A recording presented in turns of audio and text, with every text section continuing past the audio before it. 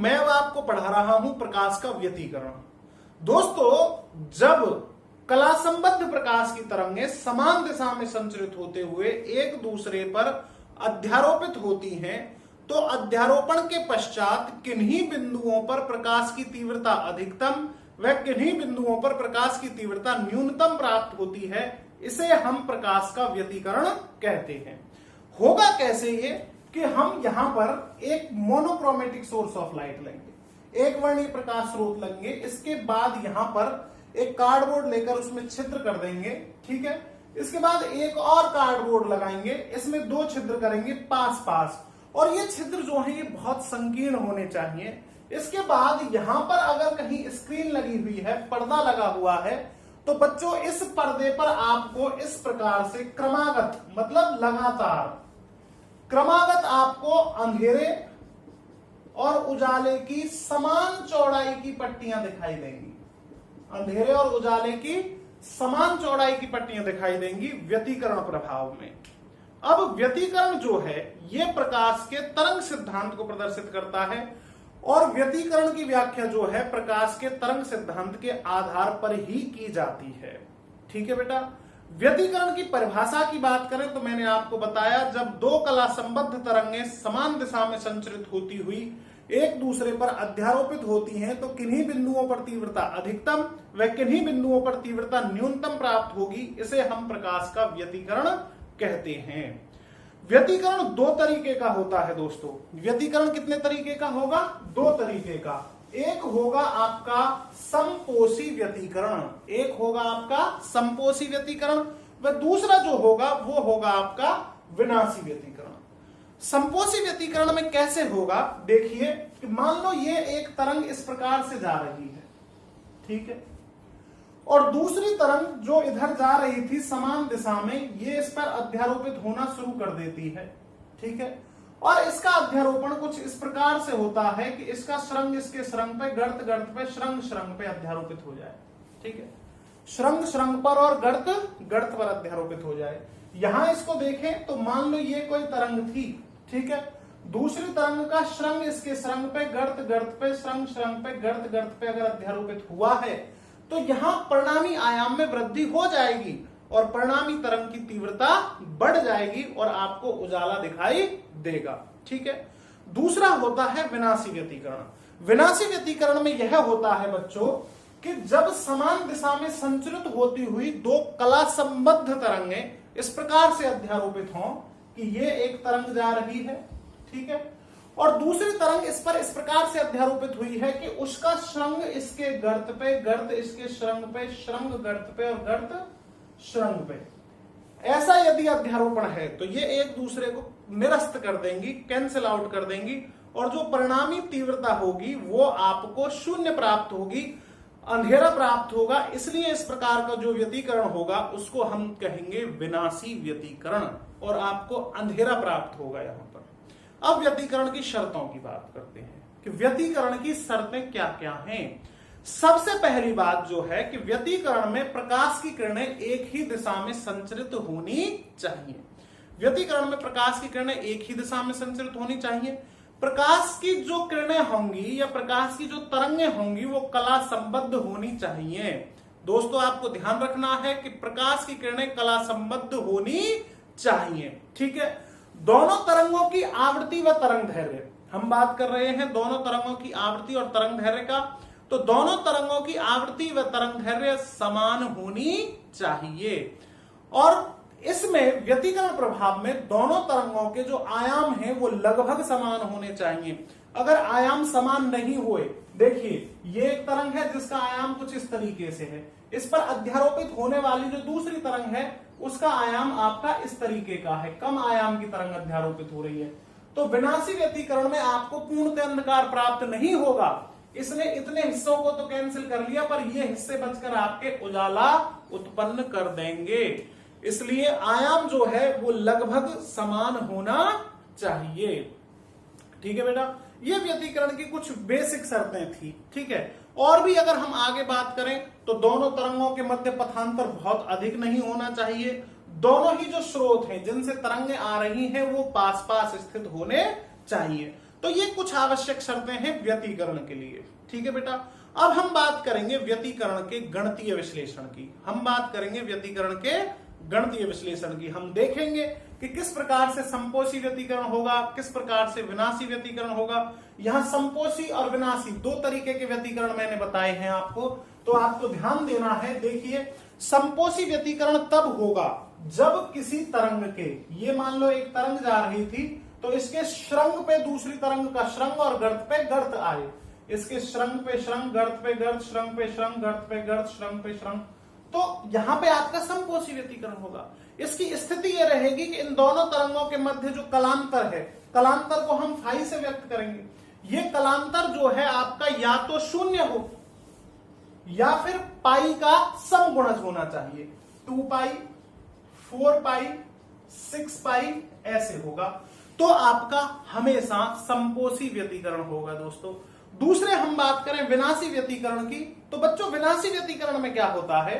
विनाशी व्यतिकरण में आपका मान लो ये कोई तरंग संचरित हो रही थी इस दिशा में, और दूसरी तरंग इस पर इस प्रकार से अध्यारोपित हो कि उसका श्रृंग इसके गर्त पर, गर्त इसके श्रृंग पर, श्रृंग गर्त पर, गर्त श्रृंग पर ऐसे अध्यारोपित हो, तो इसको विनाशी व्यतिकरण कहेंगे। अंधेरा दिखाई देगा इसमें। इसकी शर्त क्या है कि यहां पर जो कलांतर है फाई, वो या तो आपका रहा हो पाई या पाई का विषम गुणज, 3 पाई, 5 पाई, 7 पाई। अगर ऐसी स्थिति है तो जो आपका व्यतिकरण होगा ये विनाशी व्यतिकरण होगा बच्चों। ठीक है, अब हम बात करते हैं व्यतिकरण के गणितीय विश्लेषण की। मान लो दो तरंगे हैं, कितनी तरंग लेंगे हम? 2 तरंगे हैं जो जा रही हैं, उनके गणितीय समीकरण, विस्थापन समीकरण जो है तरंगों के, वो कुछ इस प्रकार से हैं। पहली तरंग के विस्थापन समीकरण की मैं बात करूं तो पहली तरंग का विस्थापन समीकरण है आपका y1, y1 is to a1 sine omega t. ठीक है, यह किसी ज्यावक्रिय तरंग का स्टैंडर्ड समीकरण है। यह पहली तरंग है, प्रकाश तरंग है ये। ठीक है बेटा, इसका विस्थापन y1 हो गया। कोई दूसरी तरंग जो है इसके साथ अध्यारोपित होना चाह रही है, वह है y2 is to a2 sine omega t plus 5। ये दूसरी तरंग है बच्चों। ठीक है, यहां पर फाई जो आया है एक्स्ट्रा, ये इन दोनों तरंगों के मध्य कलांतर है। ये जो फाई यहां पर आया है, यह इन दोनों तरंगों के मध्य क्या है? कलांतर है बच्चों। ठीक है, अब ये एक दूसरे पर अध्यारोपित हो रही हैं। और देखो, आपको व्यतिकरण में मैंने बताया था कि जब 2 तरंगें अध्यारोपित होंगी तो मिलकर एक नई तरंग का निर्माण करेंगी, और उस नई तरंग का, जिसको कि हम परिणामी तरंग बोलेंगे, उस परिणामी तरंग का जो विस्थापन होगा वो इन दोनों तरंगों के विस्थापन के सदिश योग के बराबर होगा। ठीक है, तो देखिए, अब परिणामी तरंग का मान लो विस्थापन बनता है y, तो वो y पता है क्या होगा? वो हो जाएगा y1 और y2 के योग के बराबर। ठीक है, इन दोनों के योग के बराबर हो जाएगा। तो ये y1 का मान है और ये हमारे पास y2 का मान है। अब हम इन दोनों को क्या कर देंगे? जोड़ देंगे। तो परिणामी तरंग का जो विस्थापन आपको प्राप्त होगा वो किस प्रकार से होगा?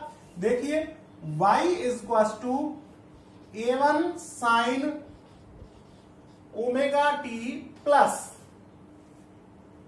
a2 sine omega t plus 5। इस प्रकार से ये जुड़ जाएंगी आपस में। अब यहां पर ये एक आपको अलग से चीज दिख रही है, यहां एक फॉर्मूला लगेगा ट्रिग्नोमेट्री का, साइन a प्लस बी। ठीक है बेटा, यहां पर आपका ट्रिग्नोमेट्री का एक फॉर्मूला लग जाएगा, साइन a प्लस बी। और ये जो ट्रिग्नोमेट्री का फॉर्मूला होता है साइन a प्लस बी, यह क्या होता है? हम जानते हैं कि साइन a प्लस बी हो जाएगा आपके पास sine a cos b plus cos a sine b. ठीक है बेटा, ये आपका ट्रिग्नोमेट्री का सूत्र होगा, फॉर्मूला होगा, जिसको आपको यहां लगा देना है। तो आपके पास परिणामी जो मान आएगा वह आ जाएगा y is to a1 sine omega t plus a2 sine a की तरह कौन काम करेगा? Omega t. तो साइन ओमेगा टी और कॉस 5, b की तरह काम कौन करेगा? 5 प्लस, अब a2 दोनों से मल्टीप्लाई हो रहा है तो पूरे के साथ आएगा। ठीक है, तो यहां पे आ जाएगा a2 cos omega t sine phi. यहां पे आप ध्यान देंगे तो आप पाएंगे कि साइन ओमेगा टी यहां भी है और यहां भी है, तो साइन ओमेगा टी को हम कॉमन ले लेंगे। ठीक है, तो हम लिख देंगे y इज टू, आपके पास बेटा साइन ओमेगा टी यहां पर आ गया कॉमन।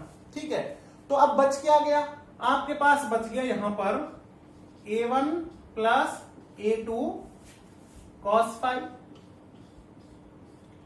और इधर से अगर आप ये जो कॉस ओमेगा टी को अलग से लिख लें तो आपके पास क्या बच जाएगा, यदि आप कॉस ओमेगा टी को अलग से लिख लेते हैं तो आपके पास बच जाएगा a2 साइन फाई। हमने इन दोनों को अलग अलग लिख लिया। अब हम मान रहे हैं कि माना a1 plus a2 cos phi को हम मान रहे हैं r कॉस थीटा। हमने कहा कि माना a1 प्लस a2, इस पूरे को हम क्या मान रहे हैं, r कॉस थीटा। माना r cos theta is equal to a1 plus a2 cos phi, समीकरण 1। ठीक है, और इसको मान लेते हैं हम r साइन थीटा। हमने r साइन थीटा किसे मान लिया है, r sine theta is equal to a2 sine phi. ये हो गई इक्वेशन सेकंड। ठीक है बेटा, इसको हमने मान लिया है इक्वेशन सेकंड मान लिया है। ठीक है बच्चों, अब देखिए इन मानों को यहां पे रख दीजिए। आप यहां लिख देंगे हम r cos थीटा और यहां लिख देंगे r sin थीटा। तो आपके पास क्या आएगा, हमारे पास परिणामी तरंग का विस्थापन अब हो जाएगा sign omega T r cos theta, ठीक है, plus cos omega T r sin theta.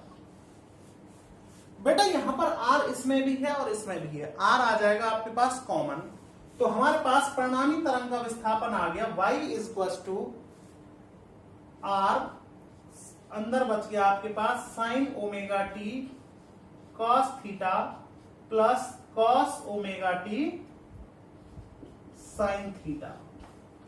जब इस टर्म पर आप गौर करेंगे तो आपको एक चीज बहुत अच्छे से दिख रही होगी इसमें कि sign A cos b plus cos A sine B. ए और बी की तरह कौन है यहाँ, ए की तरह आप ओमेगा टी को ले सकते हैं और बी की तरह किसे ले सकते हैं, थीटा को। तो आप इसको लिख सकते हो साइन ए प्लस बी, आप इसको लिख सकते हो sign omega t plus theta. तो आपके पास परिणामी तरंग का विस्थापन अब हो गया y इज इक्वल टू, देखिए r sign omega t plus theta. ये जो है आपके पास परिणामी तरंग का विस्थापन आ चुका है। ये जो टर्म आई है, ये जो आया है, यह आपके पास परिणामी तरंग का विस्थापन है और आप इसको समीकरण 3 से व्यक्त कर सकते हैं। यहां परिणामी तरंग के जो विस्थापन है, ये ज्यावक्रीय तरंग का समीकरण आया है, यहां r परिणामी तरंग का आयाम है, ठीक है, और थीटा जो है वो परिणामी तरंग का कलांतर है, ज्यावक्रीय है, साइन का फलन है, तो साइन यहां पर ये रहा, ओमेगा टी इसकी कोणीय आवृत्ति हो गई। उम्मीद है यहां तक आप सबको ये अच्छे से समझ में आया होगा। तो हमने व्यतिकरण के लिए दो तरंगों का विस्थापन लिया और उन दोनों को एक दूसरे के ऊपर क्या कर दिया, सुपर इम्पोज कर दिया, अध्यारोपित हुई और व्यतिकरण प्रभाव उत्पन्न किया। और उस व्यतिकरण प्रभाव को उत्पन्न करने के पश्चात जो आपकी परिणामी तरंग बनी है उसका विस्थापन समीकरण आपके पास यह है दोस्तों, ठीक है। अब यहां पर r जो है वो परिणामी तरंग का आपके पास आयाम है। यदि आपको सिर्फ पहली और दूसरी तरंग के आयाम पता है तो व्यतिकरण प्रभाव में जो परिणामी तरंग है उसका आयाम कैसे ज्ञात करेंगे, तो उसके लिए अब हम लिखेंगे परिणामी तरंग का आयाम, ठीक है बेटा। देखो यहां पर आपको समीकरण 1 और 2 जो है ये बहुत काम आएंगे। समीकरण 1 और 2 क्या है आपके पास, ये है आपके पास r cos theta is equal to a1 plus a2 cos phi, ठीक है। और इसी प्रकार से आपका जो दूसरा है r sin थीटा, वह है आपके पास r sin थीटा। देखो समीकरण दूसरा ये है a2 sin फाई। ये आपको बहुत काम आएंगे आगे अभी इस डेरिवेशन में, ठीक है। अब हम बात कर रहे हैं परिणामी तरंग के आयाम की, ठीक है बेटा। हम बात कर रहे हैं परिणामी तरंग के आयाम की बात कर रहे हैं। तो देखिए परिणामी तरंग का आयाम हम कैसे निकालते हैं। बेटे अब हम परिणामी तरंग के आयाम की बात करेंगे।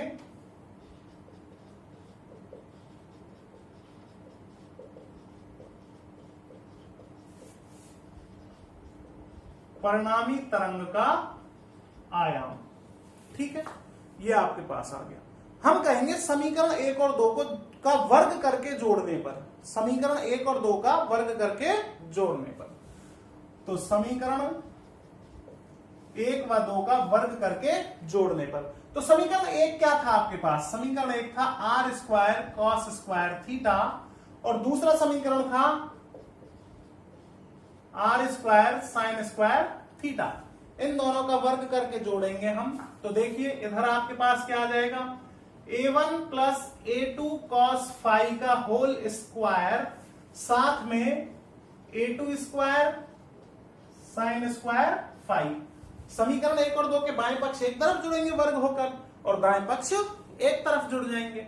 ठीक है बेटा, तो यहां पर देखिए ये आर स्क्वायर कॉमन आ रहा है, तो हम आर स्क्वायर को कॉमन ले लेंगे। आपके पास बच जाएगा यहां पर cos square theta plus sign square theta, और साथ में आपके पास यहां से देखिए इसमें a प्लस बी के होल स्क्वायर का फॉर्मूला लगा देंगे हम। किसका फॉर्मूला लगाएंगे? a प्लस बी के होल स्क्वायर का फॉर्मूला लगाएंगे। तो देखिए a1 का square plus a2 square cos square five plus 2a1 a2 cos five, साथ में वही पुराना a2 square sine square five, इसको हम एज इट इज लिख देंगे बेटा। अब देखिए आप लोग यहां पे ये a2 square cos square five, a2 square sine square five, इनको पास पास लिख देंगे, और यहां कॉस स्क्वायर थीटा और साइन स्क्वायर थीटा क्या होता है? 1 होता है। ठीक है, तो आपके पास सिंपल यहां पर बचा r square equals to a1 square ये वाला, और इसके बाद a2 square cos square five ये वाला। ठीक है, अब उसको थोड़ा पहले लिख देंगे हम, plus a2 square sine square five, तो a2 स्क्वायर तो कॉमन आ जाएगा, और अंदर क्या बच जाएगा? Cos square five plus sine square five, है ना? ये भाई a2 इसमें भी है और इसमें भी है, तो a2 स्क्वायर तो आ गया कॉमन, और बच क्या गया? Cos square five plus sine square five. इसके बाद आपके पास बचेगा plus 2a1 a2 cos five, क्या बच गया? a1 a2 cos five. यहां पर cos square five plus sine square five फिर से क्या हो जाएगा? 1, और आपके पास बचेगा परिणामी तरंग के आयाम का वर्ग बराबर a1 square plus a2 square plus 2a1 a2 cos phi. ये आपके पास क्या बन गया? परिणामी तरंग के आयाम का वर्ग, और परिणामी तरंग का आयाम क्या हो जाएगा? r बराबर under root a1 square a2 square plus 2a1 a2 cos phi. ये आपके पास आ चुका है परिणामी तरंग का आयाम। ठीक है बेटा, इसको दे दोगे आप समीकरण नंबर 4। आप कह दोगे कि समीकरण 4 जो है वह परिणामी तरंग के आयाम को व्यक्त करता है। ये जो आपका समीकरण है बेटा, अगर आपको पहली और दूसरी तरंग के आयाम पता है a1 और a2, ठीक है, व्यतिकरण प्रभाव में, तो आप परिणामी तरंग का आयाम आराम से निकाल सकते हो, आसानी से निकाल सकते हो। किसका उपयोग करके? इस समीकरण का उपयोग करके। ठीक है, अब व्यतिकरण 2 तरीके का होता है, एक होगा संपोषी व्यतिकरण, एक होगा विनाशी व्यतिकरण। अब आपको यहां पे यह ध्यान रखना है कि संपोषी व्यतिकरण में आयाम कितना होगा और विनाशी व्यतिकरण में आयाम कितना होगा, तो आसान है उसको भी निकालना। तो देखिए आपके पास परिणामी तरंग का आयाम आ चुका है। ठीक है,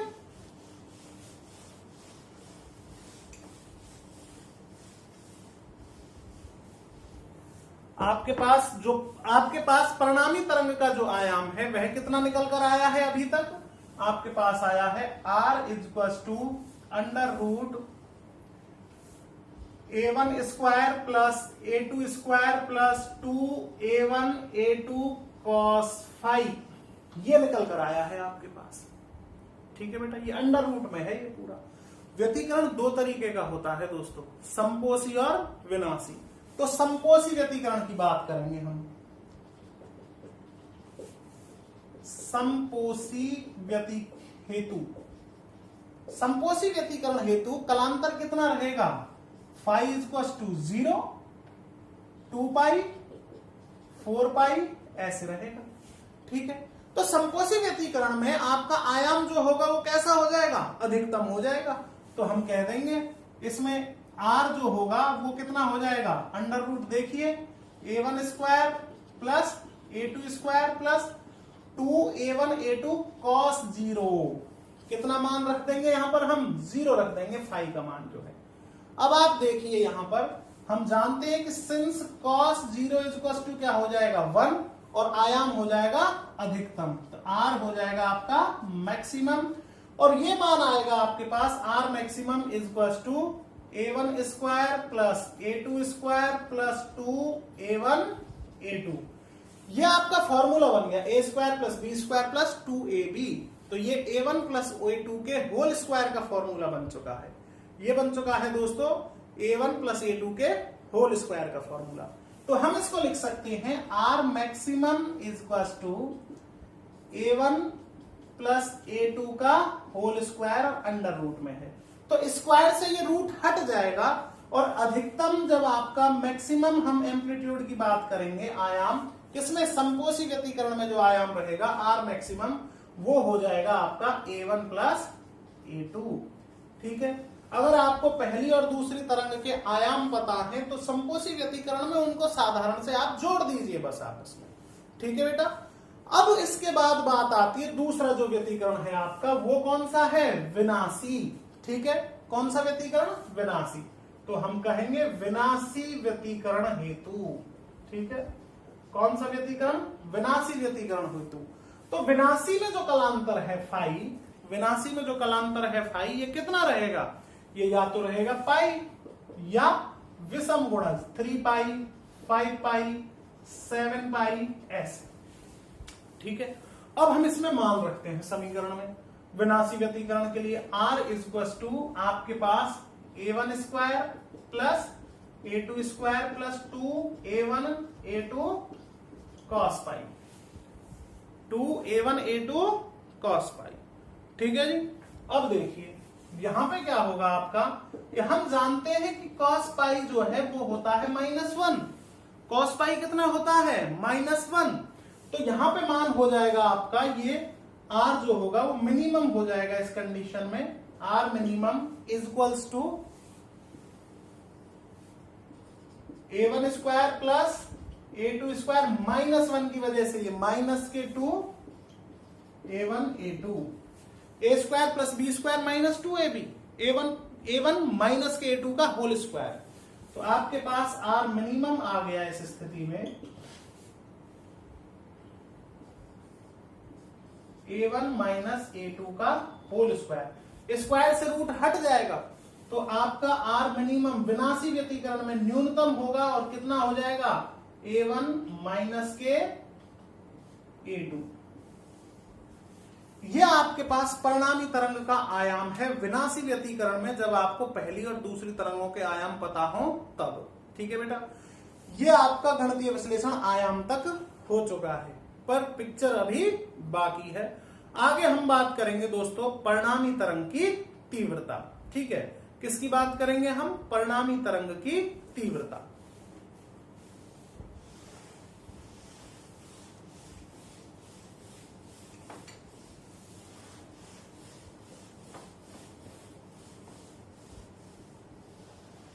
बेटा तीव्रता जो है, किसी भी तरंग की तीव्रता जो है वो उसके आयाम के वर्ग के समानुपाती होती है। किसी भी तरंग की तीव्रता जो होगी वो उसके आयाम के वर्ग के समानुपाती होगी। तो परिणामी तीव्रता जो होगी तरंग की आई, वह समानुपाती होगी r के स्क्वायर के। ठीक है, किसके समानुपाती होगी, r स्क्वायर के। समानुपाती के चिन्ह को बराबर में बदलने के लिए हम क्या करते हैं, एक नियतांक लेकर आएंगे, आई इज इक्वल टू के आर स्क्वायर। ठीक है, हम क्या लेकर आए हैं, आई इज इक्वल टू के आर स्क्वायर। यहां पर ये जो के है, ठीक है, ये जो के है आपके पास, यह एक समानुपातिक नियतांक है दोस्तों। यहां जो के है बच्चों, वह क्या है, एक समानुपातिक नियतांक है। तो देखिए अब आगे की स्थिति आपकी कैसी रहेगी। हम यहां पर मान रख देंगे आर स्क्वायर का, जो आप इस डेरिवेशन में पहले निकाल चुके हैं। ठीक है, आर स्क्वायर का जो मान था आपके पास वो क्या आया था, आई, ठीक है, ये आपके पास इज इक्वल टू के, और आर स्क्वायर की वैल्यू थी a1 square plus a2 square plus 2a1 a2 cos five. के को इसमें अंदर गुणा कर दीजिए आप, के को क्या कर देंगे हम, अंदर गुणा कर देंगे, तो हमारे पास देखो क्या रह जाएगा, आई इज इक्वल टू के a1 स्क्वायर प्लस के a2 square plus 2k a1 a2 cos five. ठीक है बेटा, हमने कर दिया आपका i इज इक्वल टू के a1 स्क्वायर प्लस के a2 square plus 2k a1 a2 cos five. इसके बाद हम इसको देखिए ध्यान से, कुछ ऐसे नहीं लिख सकते क्या, के a1 स्क्वायर प्लस के a2 स्क्वायर प्लस 2, हम के को लिख सकते हैं ऐसे, रूट के गुणा में रूट के, बिल्कुल लिख सकते हैं हम। इसको आप गुणा कीजिए, अंडर रूट के स्क्वायर हो जाएगा, स्क्वायर से रूट हट जाएगा। और a1 को हम लिख सकते हैं रूट a1 स्क्वायर, और a2 को लिख सकते हैं हम रूट a2 का स्क्वायर साथ में cos फाइव। ऐसा लिखने से हमें एक फायदा हुआ कि देखो पहली तरंग की तीव्रता जो होगी I1 वो रहेगी k और पहली तरंग के आयाम का वर्ग। ठीक है, और दूसरी तरंग की तीव्रता I2 जो रहेगी वो रहेगी आपके पास k दूसरी तरंग के आयाम का वर्ग। ठीक है बेटा, इसको हम ऐसे आसानी से लिख सकते हैं। जब हम इसको ऐसा लिख सकते हैं तो आपके पास यहां पर हो जाएगा I1 और यहां पर हो जाएगा I2। तो परिणामी तरंग की तीव्रता I is equal to I1 plus I2, ठीक है, प्लस 2 अंडर रूट I1 और I2।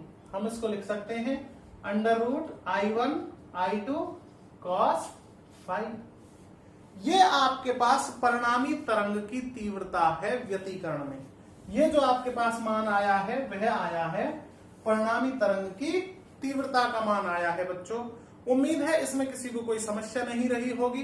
ठीक है, और यह आपका जो समीकरण होगा यह होगा समीकरण नंबर 5। यह आपके पास क्या हो गया, यह हो चुका है आपके पास समीकरण नंबर 5 बेटा। ठीक है बेटा, अब इसके बाद हम और आगे मूव करते हैं। हम निकालेंगे परिणामी तरंग की तीव्रताओं को विनाशी व्यतिकरण के लिए और समपोषी व्यतिकरण के लिए। ठीक है, तो परिणामी तरंग की तीव्रता का जो समीकरण है अब ये हमारे बहुत काम आने वाला है, तो इसको एक बार ऊपर हम अलग से लिख के रखेंगे।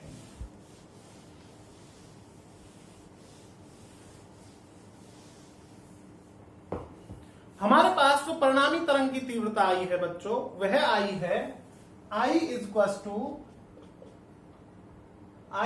To I1 plus I2 plus 2 under root I1 I2 cos five.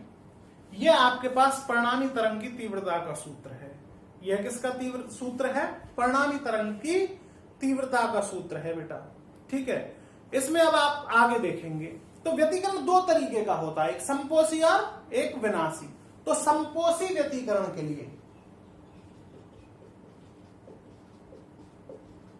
समपोषी के केस में क्या होगा आपके पास कलांतर फाई जो है वो होगा 0, 2 पाई, 4 पाई और ऐसे। ठीक है, तो इस स्थिति में तीव्रता क्या हो जाएगी, I is equal to I1 plus I2 plus 2 under root I1 I2 cos 0। cos 0 कितना होता है हम जानते हैं बेटा कि since cos 0 is equal to 1, और समपोषी में तीव्रता कैसी होगी, अधिकतम। तो I हो जाएगा मैक्सिमम, और आप इसको लिख सकते हो I1 plus I2 plus 2 √I1 I2। यह आपकी परिणामी तरंग की तीव्रता है समपोषी व्यतिकरण, जब आपको पहली और दूसरी तरंग की तीव्रताएं ज्ञात हो तब। ठीक है, इसके बाद इससे आगे और बढ़े हम, तो इससे आगे बढ़ने पर आपको मिलेगा कि ये जो फॉर्मूला है, इसको पता है हम कैसे और लिख सकते हैं। इसको हम लिख सकते हैं √I1 प्लस √I2 का होल स्क्वायर। आप इसको सॉल्व करके देखिए, यही वैल्यू आपको प्राप्त होगी। इसके बाद दूसरी स्थिति, ये तो समपोषी व्यतिकरण की तीव्रता है आपकी, ये कौन सी है? समपोषी व्यतिकरण की तीव्रता है।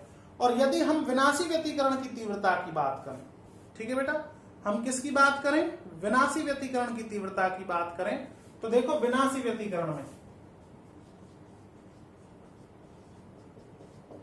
विनाशी व्यतिकरण में आपके पास फाई जो है वो कितना होगा? या तो पाई होगा, 3 पाई होगा, 5 पाई होगा, इस प्रकार से होगा। ठीक है, आपके पास क्या हो जाएंगे इसकी वैल्यू? पाई, 3 पाई, 5 पाई, इस तरीके से इसके मान आपके पास होंगे। तो देखिए आप यहां पर इसको लिख सकते हो I = I1 plus I2 plus 2 √I1 I2 cos पाई। बेटा cos पाई होता है -1, cos पाई कितना होगा आपका? -1। तो आपके जो मान होंगे वो यहां पर क्या हो जाएगी? तीव्रता मिनिमम हो जाएगी इसमें, और ये हो जाएगा I1 प्लस I2 माइनस के 2 I1 I2। इसको आप लिख सकते हो I मिनिमम, न्यूनतम तीव्रता होगी विनाशी में, और इसको आप लिख सकते हो √I1 माइनस के √I2 का होल स्क्वायर। ये आपकी समपोषी और आपके विनाशी दोनों में परिणामी तरंग की तीव्रता को हम निकाल चुके हैं। ठीक है बेटा,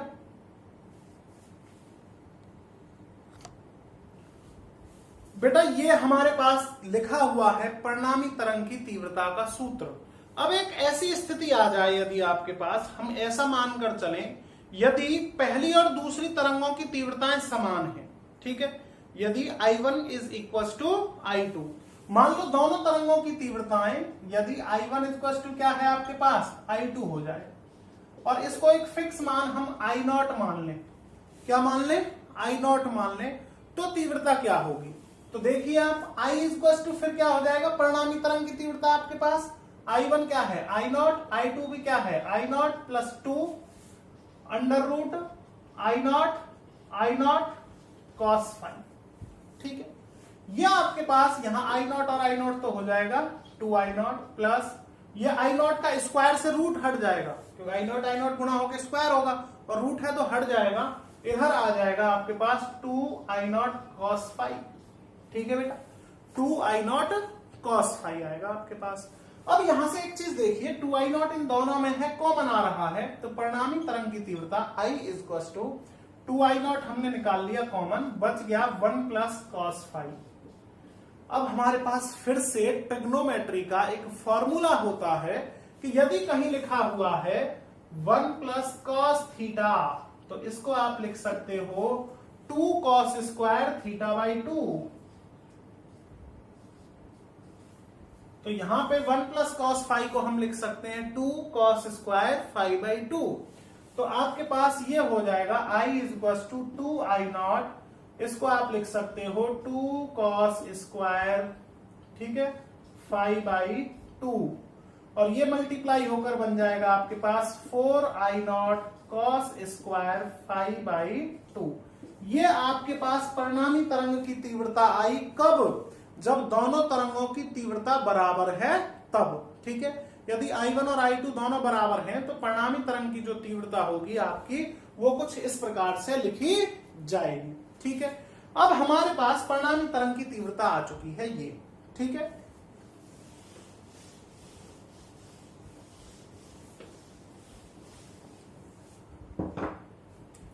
आपके पास परिणामी तरंग की तीव्रता आ चुकी है। I देखिए कितना आया था आपके पास? I = 4I0 cos square φ/2।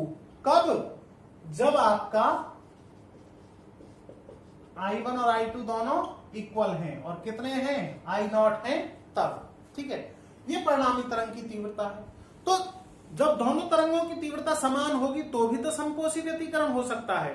तो इस स्थिति में समपोषी व्यतिकरण के लिए, किसके लिए, समपोषी व्यतिकरण के लिए, ठीक है, समपोषी के लिए फाई इक्वल टू आपके पास कितना हो जाएगा 0, 2 पाई, ठीक है, 4 पाई कलांतर आपका।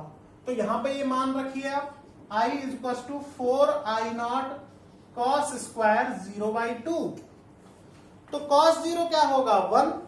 तो यहां आप जानते हो कि कॉस 0 इक्वल टू क्या हो जाएगा 1 और आई इस स्थिति में हो जाएगी मैक्सिमम और ये हो जाएगी आपके पास 4 आई नॉट। आई मैक्सिमम हो जाएगा और कितना हो जाएगा 4 आई नॉट। अगर हम बात करें विनाशी की, इस स्थिति में जब दोनों तरंगों की तीव्रता समान है तो विनाशी व्यतिकरण में क्या होगा।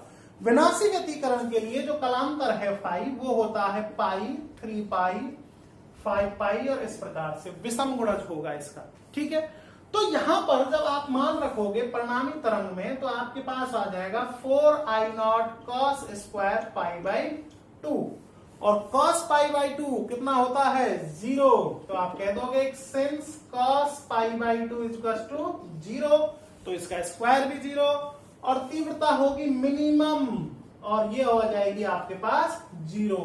इसका मतलब विनाशी व्यतिकरण में आपको तीव्रता 0 मिलेगी अर्थात अंधेरा प्राप्त होगा। तो व्यतिकरण में अधिकतम तीव्रता इतनी और न्यूनतम तीव्रता इतनी है। तो एवरेज तीव्रता, औसत तीव्रता कितनी आ जाएगी तो आप कह दोगे I average is equal to I maximum plus I minimum upon 2। ठीक है, कितना लिख सकते हो I maximum plus I minimum upon 2। तो इसको आगे जब आप सॉल्व करोगे तो यहां पर आई एवरेज जो आएगा आपका औसत तीव्रता जो आएगी दोस्तों, औसत तीव्रता कितनी आ जाएगी 4 आई नॉट प्लस 0/2। तो 4 आई नॉट में 0 जोड़ने से कोई फर्क नहीं पड़ेगा 2। तो औसत तीव्रता आ गई आपकी 2 आई नॉट। कितनी आ गई 2 आई नॉट आ गई बेटा। ये पूरा जो मैंने अभी तक पढ़ाया आपको यह व्यतिकरण का गणितीय विश्लेषण है और बहुत इंपॉर्टेंट है। इसमें से आपको न्यूमेरिकल पूछा जा सकता है, बीच में से कोई भी पार्ट पूछा जा सकता है। थैंक यू स्टूडेंट्स, आप मेरे चैनल को लाइक कीजिए, सब्सक्राइब कीजिए और फिजिक्स को यूं ही पढ़ते रहिए। Thank you again.